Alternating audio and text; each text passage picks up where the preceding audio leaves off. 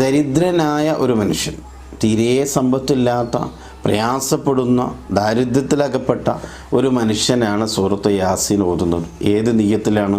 എൻ്റെ ദാരിദ്ര്യം മാറണം എന്ന നിയ്യത്തിലാണ്, അല്ലെങ്കിൽ എൻ്റെ വിഷമം നീങ്ങണം എന്ന നിയ്യത്തിലാണ്. അങ്ങനെ ഓതിയാൽ ആ വിഷമങ്ങൾ, ആ ദാരിദ്ര്യം അല്ലാഹു തആല മാറ്റിക്കൊടുക്കും. അപ്പോൾ ദാരിദ്ര്യം മാറ്റാനും പറ്റിയ ഒരു സൂറത്താണ് സൂറത്ത് യാസീൻ. തടവറയിൽ അകപ്പെട്ട ഒരു വ്യക്തി ഈ തടവറയിൽ നിന്ന് മോചിതനാവണമെന്ന ഉദ്ദേശത്തോടു കൂടി സൂറത്ത് യാസീൻ പാരായണം നടത്തിയാൽ, സൂറത്ത് യാസീൻ ഓതിയാൽ അത് കാരണമായി അല്ലാഹു തആല അവനെ മോചിതനാക്കും, അല്ലെങ്കിൽ അതിനുള്ള മാർഗങ്ങൾ എളുപ്പമാക്കി കൊടുക്കും. വലിയ തെറ്റ് ചെയ്തവനാണെങ്കിൽ ആ തെറ്റിൽ നിന്ന് അതിൻ്റെ തെറ്റിൻ്റെ ശിക്ഷകളിൽ നിന്ന് ഇളവ് കൊടുക്കുകയോ ഒക്കെ ചെയ്തിട്ട് എങ്ങനെയെങ്കിലും അവനെ മോചിതനാക്കിക്കൊണ്ടിരിക്കും. പക്ഷെ അവിടെയൊക്കെ വിശ്വാസം അത്യാവശ്യമാണ്. എൻ്റെ റബ്ബ് എന്നെ രക്ഷപ്പെടുത്തുമെന്ന പൂർണ്ണ വിശ്വാസം ഉണ്ടാവണം.